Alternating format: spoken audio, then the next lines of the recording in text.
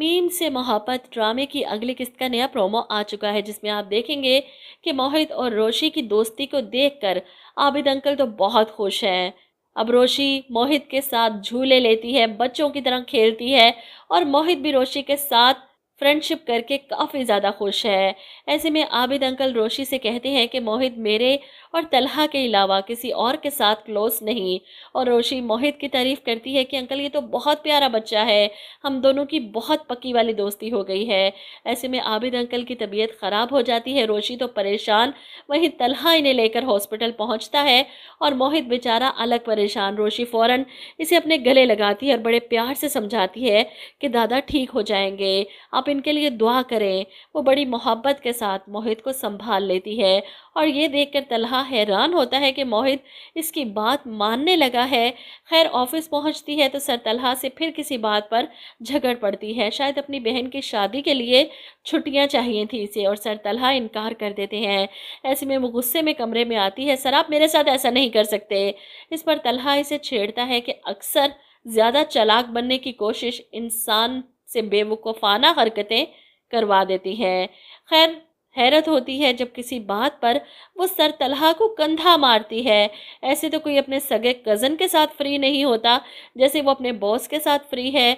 Abid uncle के ठीक होने के बाद वो इन्हें इनवाइट करती है माही की शादी पर कि आपने ज़रूर आना है। वैसे मुझे लगता है कि आबिद अंकल को कैंसर है, इसलिए इनकी तबीयत थोड़े अरसे बाद ख़राब होती है। वो हॉस्पिटल जाते हैं 1-2 दिन के लिए और फिर घर आते हैं। अब मोहित को भी वो अपने साथ लेकर जाएंगे शादी पर। इधर आबिद अंकल ठीक होकर घर वापस आते हैं। इधर वो ठीक होकर घर आते हैं तो तलहा भी अपनी सारी मीटिंग्स छोड़कर मोहित के पास आ जाता है। ऐसे में आबिद अंकल इसकी और मोहित की अटैचमेंट देखकर तलहा से कहते हैं कि तुमने जितने प्यार से मोहित को अपने पास रखा है मैं सब समझता हूँ।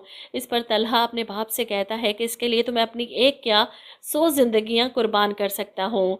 कल किसी ऐसे में अंकल बड़े प्यार से समझाते हैं कि बेटा शादी कर लो, सबीका के साथ दुनिया ख़त्म नहीं हो गई, उसने मंगनी तोड़ दी तो ठीक है तुम भी आगे बढ़ जाओ, अपने लिए नहीं तो मेरे और मोहित के बारे में सोचो। जिस पर तलहा कहते हैं कि बाबा मैं पहले ही बहुत नुकसान उठा चुका हूँ, अब मज़ीद नुकसान बर्दाश्त करने की हिम्मत नहीं है मुझ में। वो बाहर आता है, रोते हुए सोचता है शायद अपने माजी के बारे में।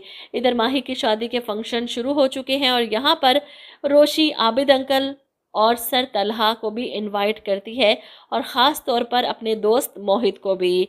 अब रोशी तैयार होकर बाहर निकलती है, इधर टकरे मार उधर टकरे मार, फूलों से भी टकरा कर मुस्कुराती है। और ऐसे में आबिद अंकल और तलहा आएंगे और इनके सामने भी शरारतें करने से बाज नहीं आएगी। यहाँ तक कि तलहा सर के साथ बाहर को आ रही थी जब पाँव अड़ता है और सीधी सर के ऊपर।